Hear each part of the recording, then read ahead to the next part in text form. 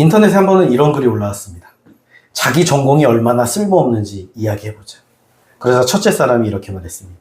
나는 커뮤니케이션을 전공했습니다. 하지만 남편과 대화가 제일 안 통합니다. 둘째 사람은 면역학 박사래요.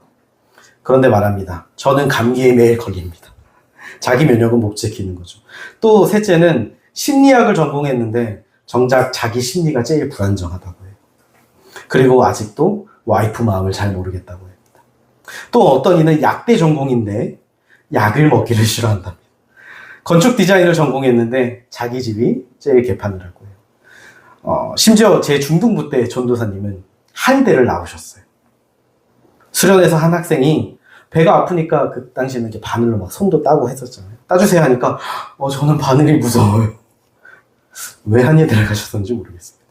저도 영어교육과를 나왔죠. 목사를 하고 있습니다. 그런데 영어도 잘 못합니다. 참 웃기죠. 자매님의 전공은 뭐죠? 특수교육이죠. 잘 아십니까? 마스터 하셨습니까? 어렵죠. 우리는 어떤 분야를 오래 배우면 잘 안다고 생각해요. 그런데 사실 안다고 생각하는 것과 정말 아는 것은 전혀 다른 문제죠. 오늘 본문에서도 예수님을 누구보다 잘 안다고 생각했던 이 사람들이 등장을 하는데요. 우리 한번 20절과 21절 말씀 다시 한번 같이 읽어보겠습니다. 시작. 집에 들어가시니 무리가 다시 모임으로 식사할 겨를도 없는지라. 이는 그가 미쳤다 함이러라. 아멘. 이제 제자들을 부르신 예수님이 다시 집으로 가셨어요. 그 소문을 듣고 수많은 무리가 구름대처럼 막 몰려들었죠. 그 열기가 얼마나 뜨거웠던지. 예수님과 제자들은 식사할 겨를조차 없었어요.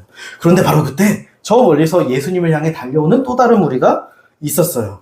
누구냐면 바로 예수님의 가족들. 성경은 그들이 예수님을 붙들러 나왔다라고 기록해요. 여기서 사용하는 붙들다의 단어는 훗날 예수님이 겟세마네 동산에서 체포되실 때 사용하는 강한 표현이에요.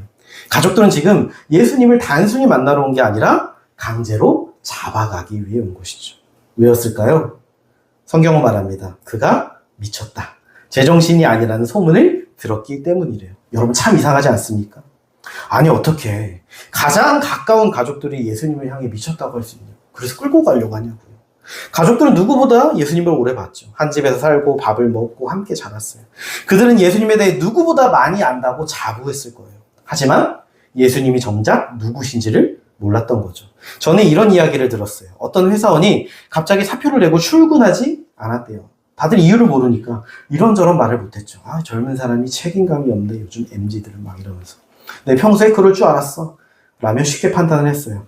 하지만 알고 보니 말기암 판정을 받으신 어머니와 마지막 시간을 보내기 위해 직장을 떠난 거였어요. 진실이 밝혀지자 수군거리던 사람들은 모두 입을 닫았죠. 날마다 같이 일했으니 나 걔 잘 알아 라고 생각했던 거예요. 그러기에 큰 오해의 실수를 했던 거죠. 예수님의 가족들도 마찬가지였어요. 그래서 요한복음 7장 5절을 보면 이렇게 말하죠. 그 형제들까지도 예수를 믿지 아니함이로라. 가족들은 단순히 예수님을 몰랐던 게 아니에요. 자기들의 경험이라는 그 틀에 예수님을 가두려 했던 거죠. 우리 형이? 내 아들이? 이럴 리 없어. 그들이 믿는 건요. 예수님의 그대로의 모습이 아니라 자기들의 기준으로 만든 예수님이었어요. 여러분 사실 우리도 다 크게 다르지 않죠. 우리도요. 각자만의 경험으로 예수님을 이해하려고 해요. 그리고 그 경험이 쌓이다 보면 어느새 내가 만든 예수님을 믿고 있을 때가 많죠. 나에게 복을 주시지만 회개하라고 요구하지 않는 예수님. 내 기도를 들어주시지만 십자가의 좁은 길을 말씀하지 않는 예수님. 나를 위로해 주시지만 순종을 요구하지 않으시는 주님.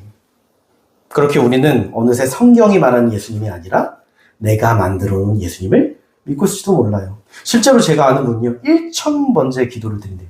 이분한테 1000번째 왜 하세요? 했더니 과거에 그렇게 한번 기도하고 헌금했더니 자기 기도 응답을 받았대요.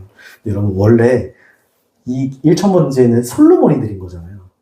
솔로몬이 드렸는데 이걸 1000일 동안 1000번의 제사를 드린 게 아니라 단 한 번에 1000마리의 제물을 바친 거예요. 아낌없이 드린 예배였죠. 하나님께. 근데 이분은 자기 과거에 그렇게 했더니 응답해 주시더라 하고 이 뜻을 오해한 거죠. 1000번을 채워야 하나님이 응답하신다. 근데 문제는요. 그분이 두 번째 할 때 기도를 한번 빼먹은 거예요. 그리고 마치 그 기도가 응답되지 않았어요. 그러자 뭐라 하냐면 하나님 그거 하나 빼먹었다고 기도 응답을 안 하시네. 너무하시. 나 이제 안 할 거예요. 우리도 그럴 때가 많죠.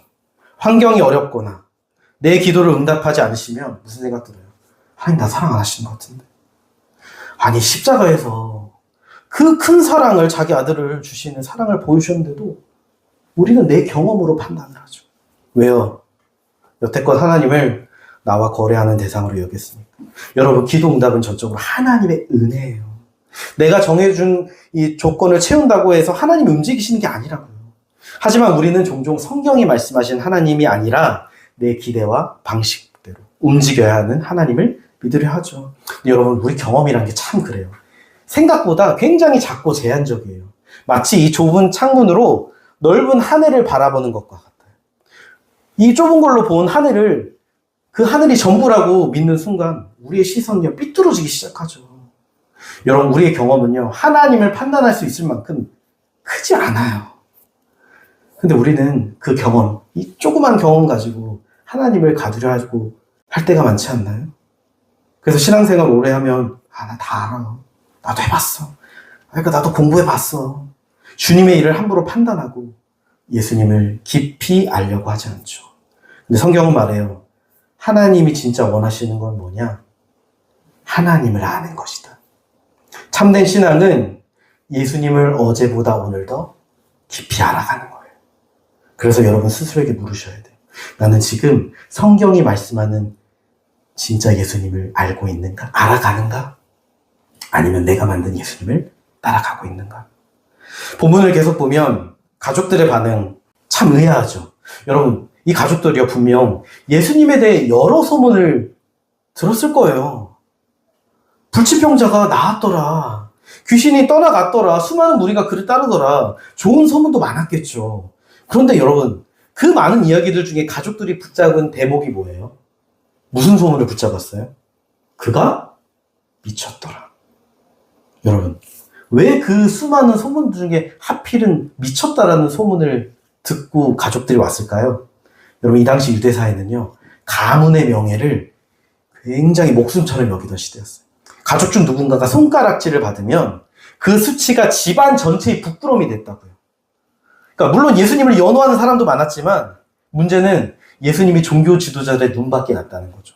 당시 종교 지도자들은 사람들의 삶을 좌지우지할 강력한 힘이 있었으니까. 그러니 가족들 입장에서 어떻게 했어요? 덜컥 겁이 나죠. 예수야, 그만하자. 집에 가자. 왜 이렇게까지 하니? 여러분, 어쩌면 그들의 의도는 악하지 않았을지도 몰라요.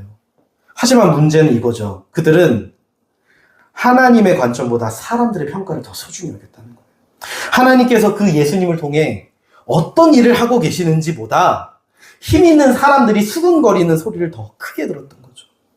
결국 뭐가 더 중요한 거예요? 하나님의 역사가 중요해요? 가문의 명예를 지키는 게 중요해요? 가문의 명예를 지키는 걸 선택한 거죠. 그래서 하나님의 일을 가로막는 자리까지 가게 된 거예요. 여러분, 사람의 평가라는 게 참 강력해요. 제가 지난주에도 한번 얘기했지만 초등학교 6학년 때까지 공부를 전혀 안 했다고 했잖아요. 어느 날 이제 있는데 학원을 다녀요. 학원 시험에서 늘 꼴찌를 도맡아 했어요. 근데 어느 날 학원 버스 옆에서 기사 아저씨가 딱 저를 보고 그러는 거예요. 야, 너 이름이 뭐니? 너 참 똘똘하게 생겼다. 근데 마침 그 옆에 같은 반 여자애가 있어.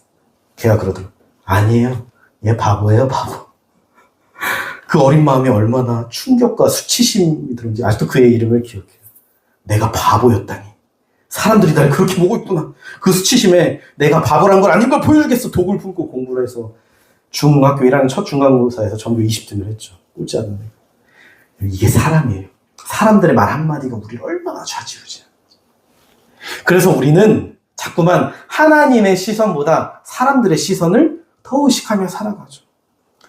하지만 성경에서 하나님의 영광을 본 사람들은요, 달랐어요. 대표적인 사람 이사야예요. 이사야도 처음부터 순종의 사람은 아니었어요.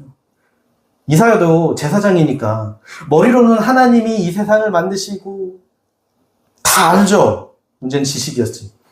하지만 이사야 6장에서 살아계신 하나님의 영광을 봐요. 그리고 그 순간 그는 완전히 다른 사람이 돼요. 후에 하나님께서 이사야한테요, 너 3년 동안 벌거벗고 다녀라 명령하셨어요. 왜냐하면 이스라엘이 하도 말씀을 안 들으니까 너희가 장차 당할 심판의 수치를 보여주는 거예요, 눈으로. 자, 여러분 같으면 하시겠습니까? 아마 당시 사람들은 이사야 보고 드디어 너가 미쳤구나 했을 거예요. 그런데 이사야 어떻게 한 줄 아세요? 순종해요. 왜였을까요? 그는 하나님의 영광을 봤거든요. 하나님의 영광을 본 하나님을 진짜 아는 사람에게는 사람의 평가보다 하나님의 평가가 더 소중했던 거예요. 그래서 그들의 조롱과 멸시가 그의 순종을 막지 못했던 거죠. 우리는 흔히 말합니다. 에이, 사람의 평가도 중요하고 하나님 평가도 중요하죠. 둘 다 중요하죠. 어떻게 하나만 잡고 삽니까? 근데 성경은 뭐라 하냐면 이 둘은 결코 같이 갈 수가 없어. 양손에 다 쥐고 있는 것 같아도 정말 중요한 선택의 순간이 오면 결국 우리는 눈에 보이는 사람의 시선을 선택하게 되어 있기 때문이에요. 여러분 혹시 우리도 그러지 않습니까? 하나님의 말씀보다는 사람의 말이 더 크게 들리고 하나님의 뜻보다는 내 체면과 자존심이 더 중요하고 하나님의 인정보다는 사람의 칭찬에 목말라 있지는 혹시 않습니까? 여러분 사람들의 평가를 붙들었던 가족들은요 예수님을 붙잡으러 왔죠. 하지만 하나님의 평가를 붙든 이사야는 좁은 순종의 길을 걸어갔어요. 오늘 여러분은 혹시 누구의 평가를 더 중요하게 여기며 살아가고 계신가요? 오늘 본문의 가족들 익숙함 때문에 예수님을 오해했죠.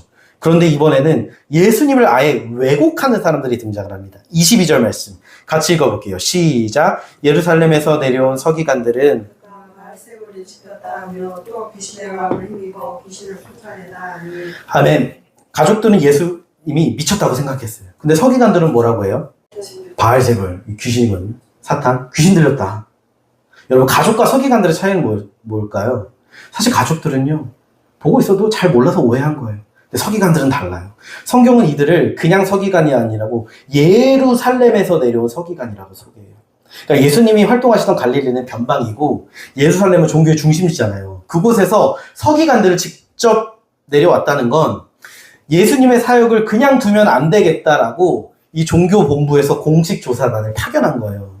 그러니까 이 사람들은 당대 최고의 성경 전문가들이자 신학자들이었다고요. 근데 흥미로운 건요. 이 똑똑한 사람들도 예수님이 행하신 기적 자체는 부인하지 못해요. 왜요? 눈으로 본 증인들이 너무 많으니까. 그래서 그들은 뭘 해요?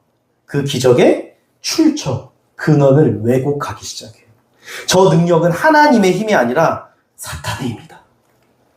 성경을 보면 그들이 그렇게 하니라라고 기록해요. 이 말은 한번 툭 내미튼 게 아니라 만나는 사람마다 붙잡고 의도적으로 반복해서 소문을 퍼뜨렸다는 거예요. 왜 그랬을까요? 최근에 국가대표 월드컵 때문에 난리가 났죠. 방금 따끈한 소식이 들어왔어요. 우리가 떨어졌다고. 근데 문제는 그게 아니라 처음부터 감독의 선임 절차였죠. 처음부터 홍 씨라는 결론을 내려놓으니까 외국 유명 감독으로 올라가도 저 사람은 별로야 하면서 계속 평가절하했죠. 결론을 먼저 정해놓으니까 결론에 맞게 증거를 해석하는 거예요. 서기관들이 그랬어요. 그들은 이미 예수는 메시아가 아니야. 결론을 내렸어요. 그러니 하나님의 역사가 나타나도 뭐예요? 사탄의 역사네. 그것밖에 안 보이는 거예요. 여러분 사람은요 보고 믿는 것 같잖아요. 아니에요. 내가 믿고 싶은 대로 보는 존재예요.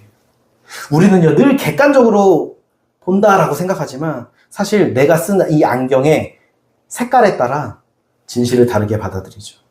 한 번은 어떤 분이 SNS에 글을 올렸어요. 어떤 교회를 갔더니 글쎄 주기도문을 안 해.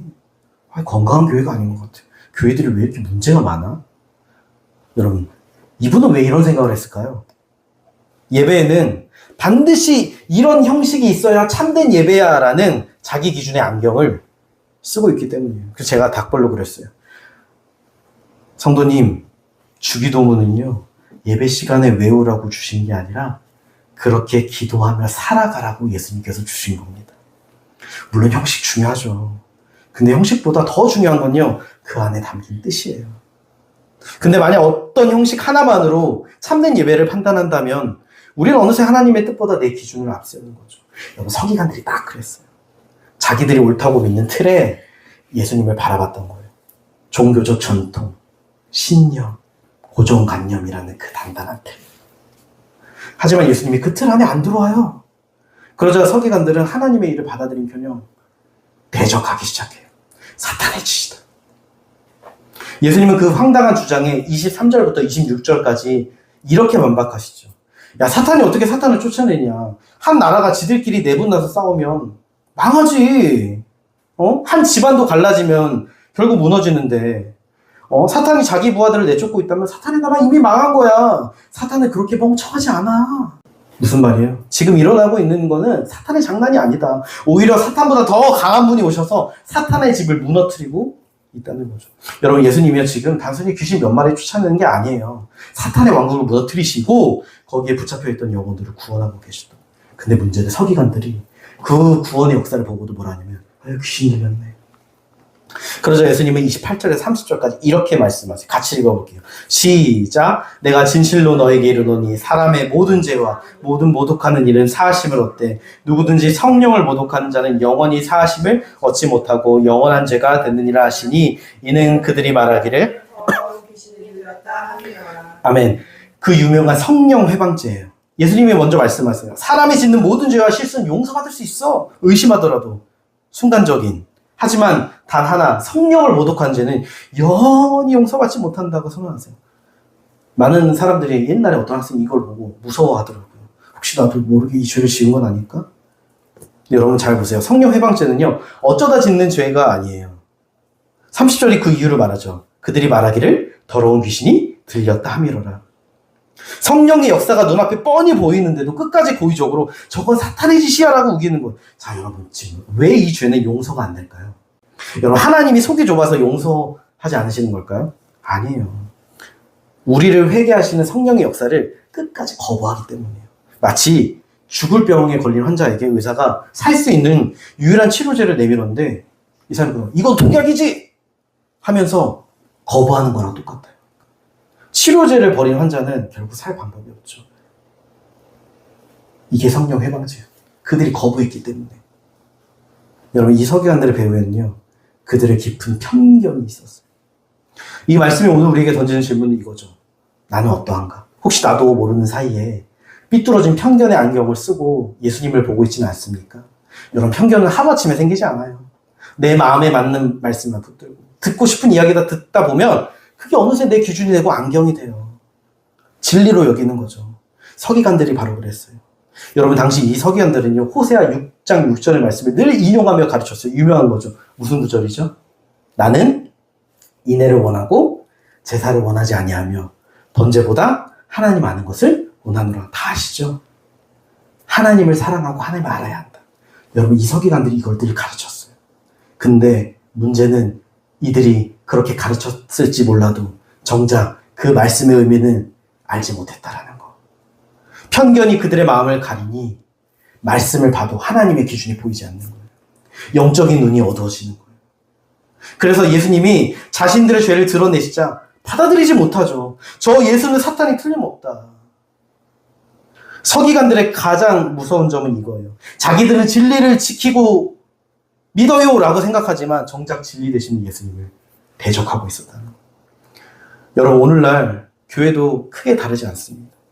어떨 때 설교 말씀이나 우리 주변에 있는 믿음의 지체를 통해 하나님께서 우리 안에 있는 모습과 죄를 비추실 때가 있어요. 내 삶을 돌이키라는 하나님의 음성이죠. 근데 여러분, 우리는 그런 말 들으면 어때요? 회개가 나오나요? 아니요. 불편하죠. 설교가 너무 세네. 사랑이 없어. 요즘 시대 누가 저렇게 해? 혹은 나에게 그렇게 말하는 사람에게 네가 뭔데 나한테 그러냐? 너나 잘해. 판단해버리죠. 또 누군가 나와 다른 방식으로 신앙생활을 하고 내가 경험해보지 못한 어떤 은사나 사역을 하면 쉽게 말하죠. 좀 이상한데? 우리 교회는 저렇게 안 해. 내가 경험해보지 않았다는 이유만으로, 내 기준과 다르다는 이유만으로 하나님이 하시는 일을 함부로 판단할 때도 있죠. 여러분, 그러기에 우리는 지금 이 시간 우리 자신에게 물어야 돼요. 내가 서 있는 기준은 무엇인가? 나의 신앙의 기준은 내 경험도 아니고 교회의 오래된 전통도 아니에요. 오직 하나님의 말씀입니다. 여러분, 건축 현장에서는요, 벽이 똑바른지 확인하는 기준이 뭔지 아세요? 다림줄, 줄을 이렇게 떨어뜨리면서. 근데 만약 다림줄이 틀어지면 어떻게 될까요? 벽이 기울어져도 건축가는 자기는 똑바로 짓고 있다고 착각하는 거죠. 마찬가지예요. 여러분, 우리가 말씀이라는 기준을 놓치면요, 종교생활은 잘할 수 있어도 하나님에게서 점점 멀어질 수 있어요. 오늘 여러분의 다림줄은 안녕하십니까? 이제 예수님과 서기관들의 팽팽한 대화가 끝날 때쯤 저 멀리서 출발했던 가족들이 드디어 현장에 도착을 했어요. 31절과 32절 말씀 읽어볼게요. 시작. 그때 예수의 어머니와 동생들이 와서 밖에 서서 사람을 보내어 예수를 부르니 우리가 예수를 둘러앉았다가 여짜오되 보소서 당신의 어머니와 동생들과 누이들이 밖에서 찾나이다. 아멘. 가족들이 와서 예수님 불렀어요. 여기서 중요한 단어가 있죠. 바로 밖에 서서. 당시 예수님은 집안에서 무리에게 하나님 나라 말씀을 가르치고 계셨어요. 근데 육신의 가족들은 집 안으로 들어오지 않아요. 문 밖에 있죠. 그리고 사람을 보내서 예수님을 불러요. 여기서 부르다라는 말은 친근하게 이름을 부른다라는 게 아니라 아랫사람 불러내듯 이 가족의 권위로 압박하는 거예요. 예수야, 너 당장 하던 일 멈추고 나와. 하는 거죠. 이 마가는요, 여기서 집 안과 집 밖이라는 경계를 명확히 대조해요. 단순한 공간을 말하는 게 아니라 그들의 영적인 위치를 폭로하는 거예요. 참 아이러니한 건 예수님과 가장 오래 함께했던 가족은요, 밖에 서 있어요. 반대로 예수님을 만난 지 얼마 되지 않은 사람들은 집 안에서 예수님 곁에 앉아 있죠. 성경은 우리에게 물어요. 너는 지금 어디 있니? 예전에 한 청년이 있었어요. 학생 때 누구보다 열심히 봉사했고 학교 기도 모임까지 이끌어 어른들의 칭찬을 한 몸에 받던 친구였죠. 그런데 어느 날 이렇게 이야기하더라고요. 목사님, 사실 저는 예수님과의 인격적인 만남의 경험이 없어요. 늘 교회 안에는 있었는데 예수님 안에는 없었던 거예요. 우리도 그렇죠. 교회 마당을 밟고 있고 이 종교적인 시스템 안에 있다고 해서 단순히 그게 예수님 안에 있는 게 아니에요. 모태신앙이고 오랫동안 봉사되고 과거 제자훈련도 받았죠. 하지만 그것이 우리의 영적인 위치를 보장해 주진 않아요. 더 무서운 건 우리가 입으로 예수님을 주님이라고 고백할 수도 있죠. 하지만 정작 삶에서 내 계획에 예수님을 맞추려 하고 있지는 않나요? 예수님 이쪽으로 와주세요. 제가 원하는 대로 역사해 주세요. 그렇게 예수님을 따르는 것이 아니라 예수님을 내 삶으로 끌어내리려 한다면 우리는 밖에서 예수님을 부르고 있는 그 가족들의 모습일지도 몰라요. 예수님 밖에서 자신을 부르는 그 가족의 소리를 들으셨어요. 그리고 33절에 이렇게 말씀하셨죠. 누가 내 어머니며 내 동생들이냐? 그리고는 곧바로 이런 선언을 하세요. 34, 5절 같이 읽어보겠습니다. 시작. 둘러앉은 자들을 보시며 이르시되 내 어머니와 내 동생들을 보라. 누구든지 하나님의 뜻대로 행하는 자가 내 형제요 자매요 어머니라. 아멘.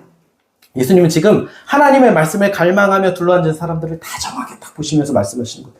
누구든지 하나님의 뜻대로 행하는 자가 내 가족이다. 여러분, 이 말이요, 이 당시 유대인들에게 얼마나 충격적인 선언이냐면 이 당시 유대인들에게 하나님의 백성의 기준은 딱 하나예요. 혈통, 아브라함의 후손. 그런데 예수님은 뭐라 하시냐면 하나님 나라의 가족은 너희들이 자라가는 혈통이 아니라 순종이다. 여러분, 왜 예수님은 순종을 말씀하셨을까요? 성경에서 이 순종은요, 믿음과 동전의 양면이거든요. 야고보서도 말하잖아요. 행함이 없는 믿음은 죽은 믿음이다. 참된 믿음은 반드시 순종으로 드러난다. 근데 여러분, 한번 우리 자신을 돌아보자고요. 우리가 사실 가장 중요하게 생각하지 않는 게 뭐예요? 순종 아닌가요? 적당히 믿고 살면 되지. 그냥 교회만 다니고 하면 되지. 아니, 누가 그렇게 사냐. 근데 예수님은 뭐라고 하세요?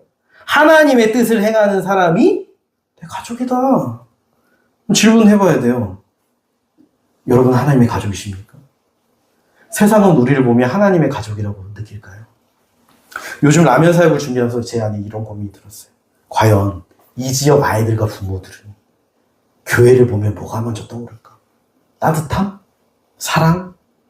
아니면 차가운 실망감? 혹은 혐오일까? 안타깝게도 요즘은 후자가 많죠. 성경에서 제일 중요한 계명이 뭐예요? 하나님 사랑하고 이웃을 사랑하는 거. 예수님께서 말씀하시죠. 근데 어쩌면 우리가 가장 놓치고 있는 계명이 그거 아닌가요? 어떤 개척교회는 두 가정이 싸움이 났어요.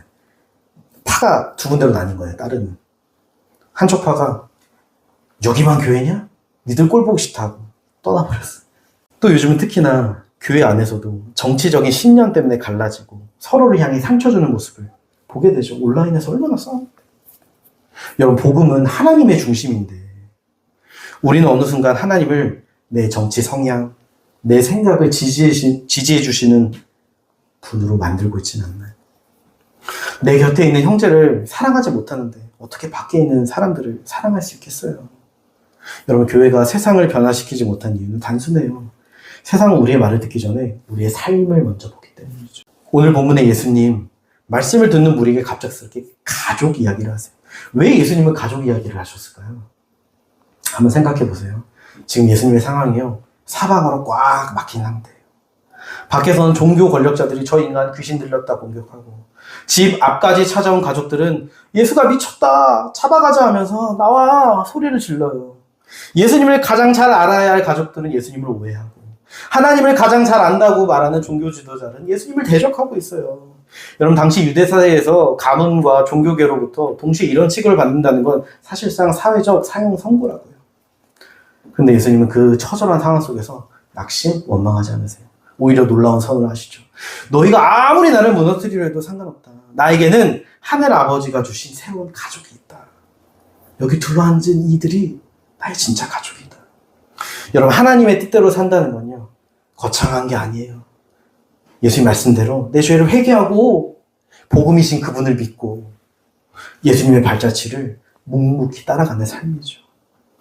예수님은 그렇게 당신을 따른 자들을 내 가족이라 불러주셨어요. 여러분, 우리가 완벽하게 순종했기에 가족이 되는 게 아니에요. 예수님을 믿어 그분의 가족이 되었기에 감사로 순종의 길을 가는 거죠. 그리고 이 선언은 훗날 십자가에서 완성이 돼요. 요한복음 19장을 보면 예수님이 십자가에서 달려서 돌아가실 때 마리아에게 요한을 가리키며 이 말씀하셨어요. 보소서, 아들이다. 그리고 요한에게는 보라, 내 어머니다. 여러분, 이건요, 단순히 어머니를 잘 부탁한다는 유언이 아니에요. 예수님은 십자가에서 새로운 영적 가족의 탄생을 선포하시는 거죠. 예수님의 피로 맺어진 새로운 가족 공동체. 그게 뭐예요? 오늘날 교회. 예수님은 오늘도 그분을 믿고 하나님의 뜻을 따라 함께 걷는 사람들을 가족이라 부르세요. 그리고 주님 우리를 오늘도 그 가족의 자리로 부르고 계신 거죠. 오늘 본문에는 세 부류의 사람이 등장했어요. 예수님의 가족들, 익숙함 때문에 예수님을 오해했죠. 서기관들은 편견 때문에 하나님의 역사를 대적했어요. 반면 제자들은 예수님 곁에 머물며 하나님의 뜻을 따르는 참된 가족이 되었죠. 그렇다면 오늘 우리는 어디에 서 있습니까? 예수님은 십자가의 피로 우리를 하나님의 자녀로 삼아주셨죠. 이번 한 주 말씀 앞에서 우리 자신을 돌아봤으면 좋겠어요. 오늘 나는 무엇을 따라 살아가고 있는가? 사람의 평가인가? 내 경험과 편견인가? 아니면 하나님의 뜻인가? 주님은 오늘도 우리를 밖이 아니라 당신 곁으로 부르고 계세요. 이번 한 주 그 부르심에 응답하며 주님의 곁에 날마다 머무는 저 여러분 되시길 예수님의 이름으로 간절히 축복합니다.